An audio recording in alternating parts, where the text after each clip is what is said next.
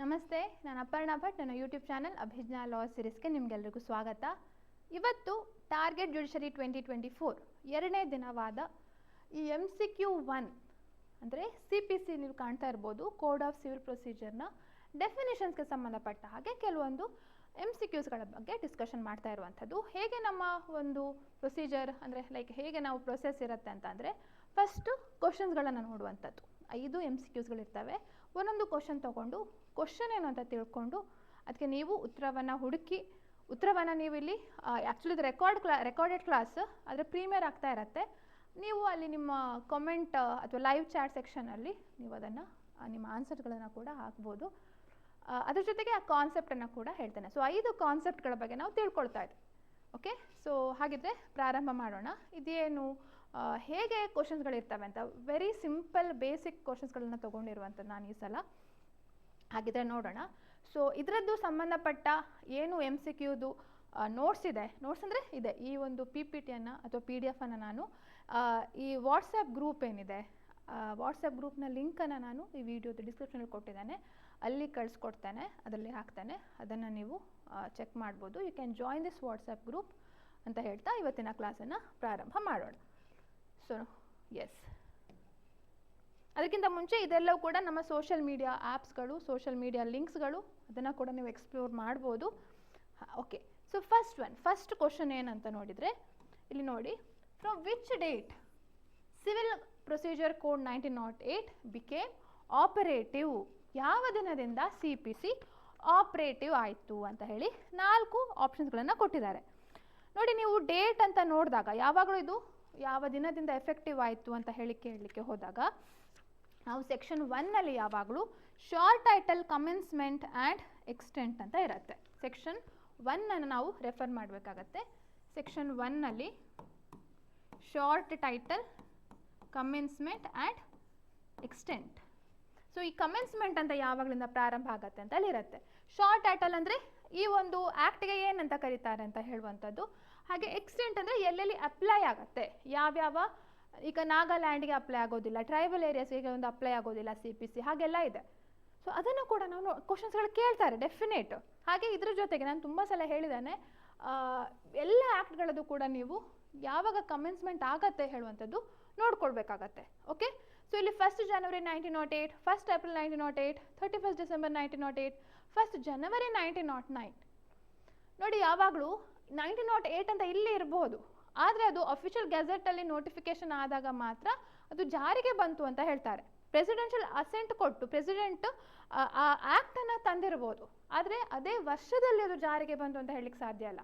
ಜಾರಿಗೆ ಬಂದಿದ್ದು ಯಾವುದು, ಯಾವಾಗ ಅಂದರೆ ಸೆಕ್ಷನ್ 1ನಲ್ಲಿ ಕೊಟ್ಟಿರ್ತಾರೆ, it shall come into force on the 1st day of January 1909.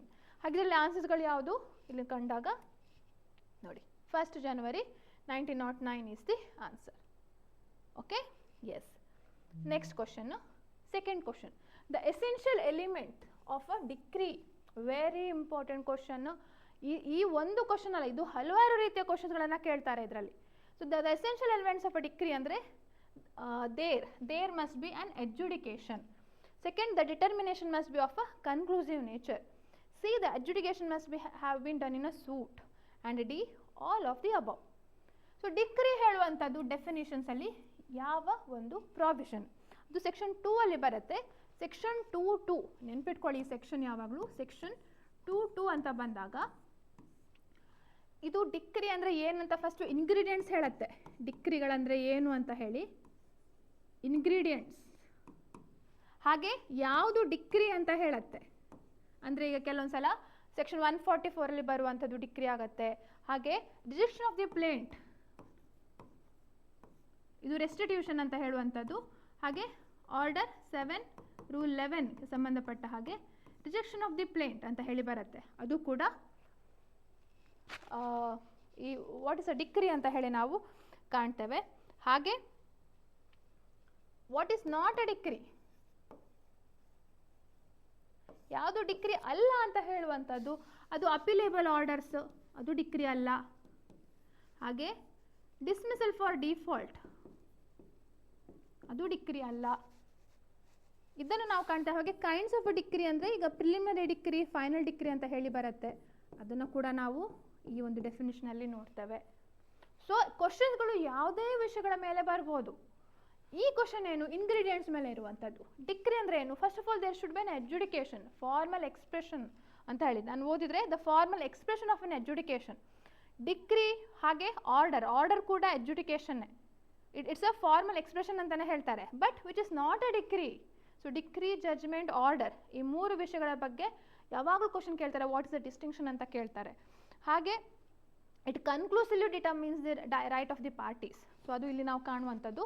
The determination must be for conclusive nature. ಏನು ನಿರ್ಧಾರ ಮಾಡತ್ತಲ್ಲ ಅದಕ್ಕೊಂದು ಅಂತಿಮ ಹಂತ ಅಂತ ಇರಬೇಕು, ಒಂದು ಅಂತಿಮವಾಗಿ ನಿರ್ಧಾರ ಮಾಡಿರಬೇಕು, ಅದು ಒಂದು ಇಂಗ್ರೀಡಿಯೆಂಟು. ಹಾಗೆ the adjudication must have been done in a suit. ಈಗ ಹಲವಾರು ರೀತಿ ಅಪ್ಲಿಕೇಶನ್ಸ್ ಇರುತ್ತೆ ಅಥವಾ ಪ್ರೊಸೀಡಿಂಗ್ಸ್ ಇರುತ್ತೆ, ಅದಕ್ಕೆಲ್ಲ ಡಿಗ್ರಿ ಅಂತ ಹೇಳೋದಿಲ್ಲ. It could be an order, ಆದರೆ ಸೂಟ್ ಆಗಿದ್ರೆ ಮಾತ್ರ.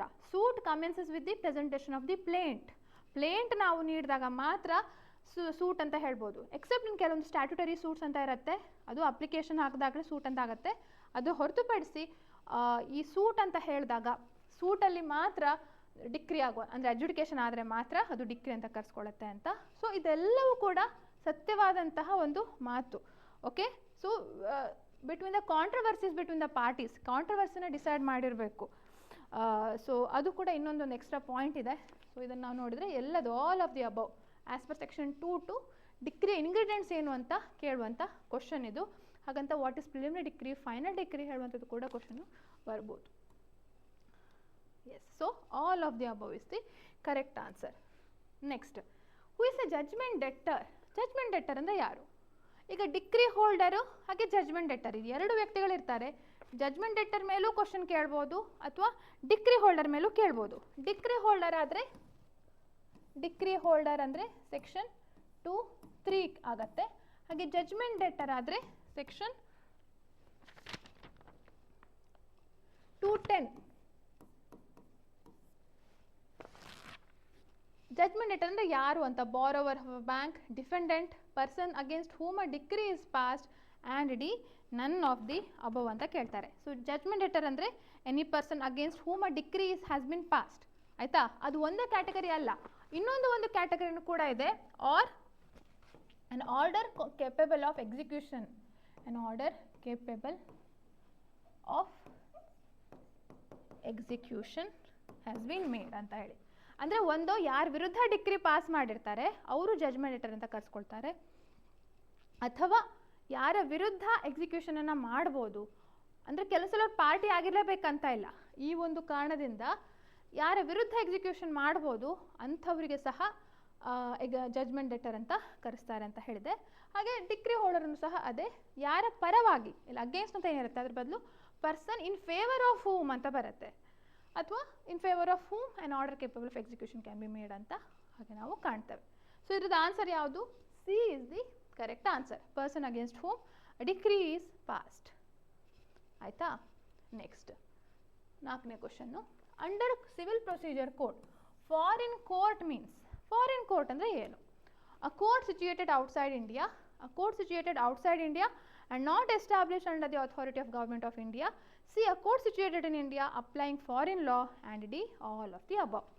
So foreign court ಹೇಳುವಂಥದ್ದು ನಮಗೆ ಯಾಕೆ ಯಾವುದೇ ಒಂದು ನಾವು ಒಂದು ಡೆಫಿನೇಷನ್ನ ನಾವು ನೋಡ್ತೀವಿ ಅಂದರೆ ಅದರದ್ದು ಯಾಕೆ ಅವಶ್ಯಕತೆ ಇದೆ, ಯಾಕೆ ಓದಬೇಕು ಹೇಳುವಂಥದ್ದು ಬರುತ್ತೆ. ಈಗ ಜಜ್ಮೆಂಟ್ ಡೆಟ್ಟರ್, ಡಿಗ್ರಿ ಹೋಲ್ಡರ್ ಅಂದರೆ ಯಾಕೆ ನಮಗೆ ಎಕ್ಸಿಕ್ಯೂಷನಲ್ಲಿ ಬೇಕು ಅವರ ಡೆಫಿನೇಷನ್ಗಳು. ಫಾರಿನ್ ಕೋರ್ಟ್ ಅಂದರೆ ಯಾವುದಕ್ಕೆ ಬೇಕು? ಫಾರಿನ್ ಜಡ್ಜ್ಮೆಂಟ್ ಹೇಳುವಂಥ ಒಂದು ವಿಷಯ ಬರುತ್ತೆ. ಫಾರಿನ್ ಜಡ್ಜ್ಮೆಂಟ್ ಕನ್ಕ್ಲೂಸಿವ್ ಅಲ್ವಾ, ರೆಸ್ಟುಡಿಕೇಟ್ ಅಪ್ಲೈ ಆಗತ್ತಾ ಇಲ್ವಾ ಹೇಳುವಂಥದ್ದು ಸೆಕ್ಷನ್ 13 ಆಫ್ CPCಯಲ್ಲಿ ಬರುತ್ತೆ. ಸೊ ಅದಕ್ಕೋಸ್ಕರ ಫಾರಿನ್ ಕೋರ್ಟ್ ಅಂದರೆ ಏನು, ಫಾರಿನ್ ಜಡ್ಜ್ಮೆಂಟ್ ಅಂದರೆ ಏನು ಅಂತ ಹೇಳಿ. ಸೊ ಫಾರಿನ್ ಕೋರ್ಟನ್ನು ಸೆಕ್ಷನ್ 2(5) ಹೇಳ್ತಾರೆ, ಹಾಗೆ ಫಾರಿನ್ ಜಡ್ಜ್ಮೆಂಟನ್ನು ಸೆಕ್ಷನ್ 2(6). ಸೊ ಅದೆರಡು ಒಟ್ಟಿಗೆ ಓದ್ಕೊಂಡ್ರೆ ಸುಲಭ ನಿಮಗೆ. ಇಲ್ಲಿ ಬಂದಾಗ a court situated outside India ಅಲ್ಲಿ ನೋಡಿದಾಗ ಒಂದು ಭಾರತದ ಹೊರಗಿರುವಂಥದ್ದು ಅಥವಾ ಭಾರತದ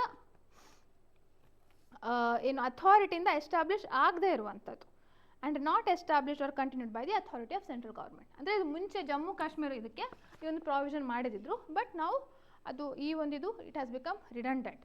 ಸೊ ಯಾವುದೇ ಒಂದು ದೇಶ ಒಂದು ಭಾರತದಿಂದ ಹೊರಗೆ ಒಂದು ಕೋರ್ಟ್ ಭಾರತದಿಂದ ಹೊರಗಿರ್ಬೋದು ಅಥವಾ ಭಾರತದ ಗೌರ್ಮೆಂಟಿಂದ ಎಸ್ಟಾಬ್ಲಿಷ್ ಆಗದೇ ಇದ್ದರೆ, ಅಥವಾ ಭಾರತದಿಂದ ಇನ್ನೊಂದು ಕ್ಯಾಟಗರಿ ಇದೆ ವಿಚ್ ಇಸ್ ನಾಟ್ ಕಂಟ್ರೋಲ್ಡ್ ಅಂತ, ಗೌರ್ಮೆಂಟ್ ಆಫ್ ಇಂಡಿಯಾ ಕಂಟ್ರೋಲ್ ಮಾಡದೇ ಇರುವಂಥದ್ದು, ಅದು ಸಹ ಫಾರಿನ್ ಕೋರ್ಟ್ ಅಂತ ಆಗುತ್ತೆ.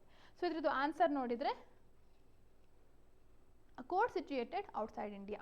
ಸೊ ಕೇವಲ ನೋಡಿ ಹೀಗೆ ಆಪ್ಷನ್ಸ್ ಇರುವಾಗ ನಿಮಗೆ ಫಸ್ಟ್ ಒಂದು ನೋಡಿ ಇದಂತ ಹೇಳಿ ನೀವು ಕರೆಕ್ಟ್ ಟಿಕ್ ಮಾಡಿಬಿಡ್ತೀರಿ. ಸೊ ಇಟ್ ಈಸ್ ಹೌದು ಇದು ಕರೆಕ್ಟು, ಆದರೆ ಮೋರ್ ಅಪ್ರೋಪ್ರಿಯೇಟ್ ಆನ್ಸರ್ ಯಾವುದು ಅದನ್ನು ನಾವು ಟಿಕ್ ಮಾಡಬೇಕು ಯಾವಾಗಲೂ. ಸೊ ಇದು ಹೌದು, ಅದ್ರ ಜೊತೆಗೆ ಇನ್ನೊಂದು ಕ್ಯಾಟಗರಿ ಸಹ ಇದೆ ಅಲ್ವಾ. ಸೊ ಅದಕ್ಕೋಸ್ಕರ ಇದನ್ನು ನಾವು ನೋಟ್ ಮಾಡಬೇಕಾಗತ್ತೆ. So B is the correct answer. ಹಾಗೆ ಇವತ್ತಿನ last question, as per section 212 of CPC, mean profits of property or profits received by a person in. Mean profits ಅಂದರೆ ಮಧ್ಯಕಾಲೀನ ಲಾಭಗಳು ಅಂತ ಹೇಳ್ತಾರೆ. ಮಧ್ಯಕಾಲೀನ ಲಾಭಗಳು. ಸೊ ಈ ಮೀನ್ ಪ್ರಾಫಿಟ್ಸ್ ಅಂದರೆ ಏನು ಆ್ಯಕ್ಚುಲಿ? ಪ್ರಾಫಿಟ್ಸ್ ರಿಸೀವ್ಡ್ ಇನ್ ಅ ರಾಂಗ್ಫುಲ್ ಪೊಸೆಷನ್. ಯಾವಾಗಲೂ ಒಬ್ಬ ವ್ಯಕ್ತಿ ನಾರ್ಮಲ್ ಪೊಸೆಷನಲ್ಲಿ, ಲಾಫುಲ್ ಪೊಸೆಷನಲ್ಲಿ ಪ್ರಾಫಿಟ್ ತೊಗೊಂಡ್ರೆ ಅದನ್ನು ಇನ್ನೊಂದು ಪಾರ್ಟಿ ಕೇಳುವಂಥ ಅವಶ್ಯಕತೆ ಬರೋದಿಲ್ಲ. ಆದರೆ ಅವನು ತಪ್ಪು ಪೊಸೆಷನಲ್ಲಿ ಇದ್ಕೊಂಡು ಪೊಸೆಷನಲ್ಲೂ ತಪ್ಪಾಗಿದ್ದಾನೆ, ಪ್ಲಸ್ ಅಲ್ಲಿ ಆ ಪ್ರಾಪರ್ಟಿಯಿಂದ ಬರುವಂತಹ ಉತ್ಪತ್ತಿ ಆಗುವಂಥ ಲಾಭಗಳನ್ನು ತೊಗೊಳ್ತಿದ್ದಾನೆ ಅಂತ ಆದರೆ ಆವಾಗ ಕ್ಲೇಮ್ ಫಾರ್ ಮೀನ್ ಪ್ರಾಫಿಟ್ಸನ್ನು ನೀವು ಕ್ಲೇಮ್ ಮಾಡ್ಬೋದು. ಸೊ ಅದಕ್ಕೋಸ್ಕರ ಮೀನ್ profit is something which is obtained out of wrongful possession of the property. So ಇದೇನಾಗುತ್ತೆ ಅಂದರೆ ಆ ಡೆಫಿನೇಷನ್ಸ್ ನಾವು ಸೆಕ್ಷನ್ 212 ಅಂತ ನಾವು ನೋಡ್ಲಿಕ್ಕೆ ಹೋದರೆ, it means those profits which person in wrongful possession of such property actually received, ಅವನು ತೊಗೊಂಡಿರ್ಬೋದು ಅಥವಾ he might have received with ordinary due diligence. ಆಯಿತಾ, ಒಂದು ಪ್ರಾಫಿಟ್ಸ್ ಅದೊಂದು ನಾವು ನೆನ್ಪಿಟ್ಕೊಳ್ಬೇಕು. ಪ್ರಾಫಿಟ್ಸ್ ರಿಸೀವ್ ಮಾಡಿದ್ದು ಆ್ಯಕ್ಚುಲಿ ರಿಸೀವ್ಡ್ ಅಥವಾ ತೊಗೊಂಡಿರಬಹುದು, he might have received with due diligence along with interest, ಬಡ್ಡಿ ಸಮೇತವಾಗಿ ಅವನದನ್ನು ಕೇಳ್ಬೋದು. But it does not include improvements ಮಾಡಿರೋದನ್ನು ಅಪ್ಲೈ ಆಗೋದಿಲ್ಲ. ಪ್ರಾಪರ್ಟಿಲಿ ಆ ವ್ಯಕ್ತಿ ರಾಂಗ್ಫುಲ್ ಪೊಸಿಷನಲ್ಲಿರುವಂಥ ವ್ಯಕ್ತಿನೇ ಇಂಪ್ರೂವ್ಮೆಂಟ್ ಮಾಡಿದ್ರು ಸಹ ಮಾಡಿದರೆ ಆವಾಗ ಆ ಎದುರಿನ ಪಾರ್ಟಿ ಇವನ ಹತ್ರ ಆ ಇಂಪ್ರೂವ್ಮೆಂಟ್ಗೆ ಸಂಬಂಧಪಟ್ಟ ಹಣವನ್ನು ಕೇಳಲಿಕ್ಕೆ ಸಾಧ್ಯ ಇಲ್ಲ. ಓನ್ಲಿ ಪ್ರಾಫಿಟ್ಸ್ ಆ್ಯಂಡ್ ಇಂಟ್ರೆಸ್ಟ್ ಅದನ್ನು ಕೇಳ್ಬೋದು. So remember this, very important. Mean profits ಅಂತ ಶಾರ್ಟ್ ನೋಟ್ಗೂ ಬರುತ್ತೆ. ಸೊ ಇದು ಕರೆಕ್ಟ್ ಆನ್ಸರ್. ಹಾಗಿದ್ರೆ ಏನಾಯ್ತು ಇದು wrongful possession of the property. Mean profits is always received by A person, profit received by A person in wrongful possession of the property. Okay, so ಇದಿಷ್ಟು ಇವತ್ತಿನ ಒಂದು 5 ಕ್ವಶನ್ಸ್ಗಳು, 5 ಕಾನ್ಸೆಪ್ಟ್ಗಳನ್ನ ನಾವು ಡಿಸ್ಕಷನ್ ಮಾಡಿದ್ವಿ. ಸೊ ಹೀಗೆ ವಾರಕ್ಕೆ ಒಂದು 2-3 ದಿನ ಈ ರೀತಿ MCQsಗಳು ಇರ್ತವೆ. ಸೊ ಇವತ್ತು 2ನೇ ದಿನ, ಅಂದರೆ ಫಸ್ಟ್ ದಿನ ನಾವು ಇಂಟ್ರಡಕ್ಷನ್ ಕೊಟ್ಟಿದ್ದು, ಇವತ್ತು 2ನೇ ದಿನ. ಹಾಗೆ ಇನ್ನೂ ಕೂಡ ನೀವು ಹಲವಾರು ಕೋರ್ಸಸ್ಗಳು ಅಭಿಜ್ಞಾ ಲಾ ಸೀರೀಸ್ ಆ್ಯಪಲ್ಲಿ ನೀವು ಕಾಣ್ಬೋದು. ಲಾ ಪೇಪರ್ 1 ಅಂತ ಒಂದು ಬುಕ್ ಇದೆ, ಹಾಗೆ ಟ್ರಾನ್ಸ್ಲೇಷನ್ ಕ್ಲಾಸ್ ಇದೆಲ್ಲ 2023ಕ್ಕೆ ಮಾಡಿರುವಂಥ ಕ್ಲಾಸಸ್ಗಳು. ರೆಕಾರ್ಡೆಡ್ ಲೆಕ್ಚರ್ಸ್ಗಳನ್ನು ಕೂಡ ಬೇಕಿದ್ರೆ ತೊಗೊಳ್ಬೋದು. ಹಾಗೆ ಇದು ಅಭಿಜ್ಞಾ ಟೆಸ್ಟ್ ಸೀರೀಸ್ ಅಂತ ಈ 1.0 ಅಂದರೆ ಲಾಸ್ಟ್ ವರ್ಷಕ್ಕೆ ಮಾಡಿದ್ದಾಗಿತ್ತು. 10 ಆ್ಯಕ್ಟ್ಗಳ ಟೆಸ್ಟ್ ಸೀರೀಸ್ ಇದೆ. ಸುಮಾರು 2000 MCQsಗಳಿವೆ. ಸೊ ಇದನ್ನು ನೀವು ಪ್ರಾಕ್ಟೀಸ್ ಕೂಡ ಮಾಡ್ಬೋದು. ಈಗ ನೀವೇನು ನೋಡ್ತಿದ್ದೀರಿ ಅದನ್ನು ಪ್ರಾಕ್ಟೀಸ್ ಮಾಡ್ತಾ ಪ್ರತಿದಿನ ನಿಮಗೆ ಹೆಲ್ಪ್ ಆಗ್ಬೋದು. ಪ್ರೆಸೆಂಟ್ 2024ಕ್ಕೆ ಚಾಲ್ತಿಯಲ್ಲಿರುವಂಥದ್ದು ಜೂರಿಸ್ ಹೇಳುವಂಥ ಒಂದು ಬ್ಯಾಚ್ ಆಲ್ರೆಡಿ ಸ್ಟಾರ್ಟ್ ಆಗಿದೆ. ಇಂಟ್ರೆಸ್ಟ್ ಇರೋರು ಇನ್ನೂ ಕೂಡ ಜಾಯಿನ್ ಆಗ್ಬೋದು. ಅದರಲ್ಲಿ ನಿಮಗೆ ಇಷ್ಟು ದಿನ ಆಗಿರುವಂಥ ಕ್ಲಾಸಸ್ಗಳದ್ದು ರೆಕಾರ್ಡಿಂಗ್ಸ್ ಸಿಗ್ತವೆ, ಹಾಗೆ ಮುಂದೆ ಬರುವಂಥ ಲೈವ್ ಕ್ಲಾಸಸ್ಗಳ ಆ್ಯಕ್ಸಸ್ ಕೂಡ ಸಿಗ್ತವೆ ಅಂತ ಹೇಳ್ತಾ ಇಷ್ಟು ಇವತ್ತಿನ ಈ ಒಂದು ವಿಡಿಯೋದ ಮಾಹಿತಿಯನ್ನು ನಾನು ತಿಳಿಸ್ಕೊಡ್ಲಿಕ್ಕೆ ಇಷ್ಟಪಟ್ಟೆ. ಹಾಗೆ ನಾನು ಆವಾಗ ಹೇಳಿದಾಗೆ ಇಲ್ಲಿ ಕಾಣ್ತಾ ಇರುವಂಥ ಎಲ್ಲ ಸೋಷಲ್ ಮೀಡಿಯಾ ಆ್ಯಪ್ಸ್ಗಳು, ಸೋಷಲ್ ಮೀಡಿಯಾ ಲಿಂಕ್ಸ್ಗಳನ್ನು ಫಾಲೋ ಮಾಡಿ. ಯಾಕೆಂದರೆ ಬೇರೆ ಬೇರೆ ಆ್ಯಪಲ್ಲಿ, ಅಂದರೆ ಬೇರೆ ಬೇರೆ ಇನ್ಸ್ಟಾದಲ್ಲಿ ಬೇರೆ ರೀತಿಯ ಫಾರ್ಮ್ಯಾಟಲ್ಲಿ ನಾವು ಮಾಹಿತಿಯನ್ನು ನೀಡ್ತಾ ಇರ್ತೇವೆ. YouTube only for education, Insta ಸ್ವಲ್ಪ ನಾರ್ಮಲ್ ಆಗಿ ಬೇಸಿಕ್ ಆಗಿ ಲೈಕ್ ಜನರಲ್ ಸಂಬಂಧಪಟ್ಟ ಹಾಗೆ ಮಾಡುವಂಥದ್ದು. ಸೊ ಅದಕ್ಕೋಸ್ಕರ if you are interested you can join all of these social media platforms and you can be like updates ಜೊತೆ like you can be in consonance with that ಅಂತ ಹೇಳ್ತಾ ಇವತ್ತಿನ video ಇಷ್ಟ ಆಗಿದ್ರೆ ಖಂಡಿತವಾಗಿಯೂ ಲೈಕ್, ಕಮೆಂಟ್, ಶೇರ್, ಸಬ್ಸ್ಕ್ರೈಬ್ ಮಾಡಲಿಕ್ಕೆ ಮರಿಬೇಡಿ. ಇದರದ್ದು ಈ MCQs ಏನು PDF ಇದೆ ಅದು ನಾನು ಆವಾಗಲೇ ಹೇಳಿದಾಗೆ ವಾಟ್ಸಪ್ ಗ್ರೂಪಿಗೆ ನಾನು ಪೋಸ್ಟ್ ಮಾಡ್ತೇನೆ ಅಂತ ಹೇಳ್ತಾ ಮತ್ತೊಮ್ಮೆ ನಿಮಗೆಲ್ಲರಿಗೂ ಧನ್ಯವಾದಗಳನ್ನು ಹೇಳ್ತಾ ಈ ವಿಡಿಯೋನ ಮುಗಿಸ್ತಾ ಇದ್ದೇನೆ. ಹಾಗೆ ಮುಂದಿನ ವಿಡಿಯೋದಲ್ಲಿ ಮತ್ತೆ ಭೇಟಿಯಾಗೋಣ. ನಮಸ್ತೆ.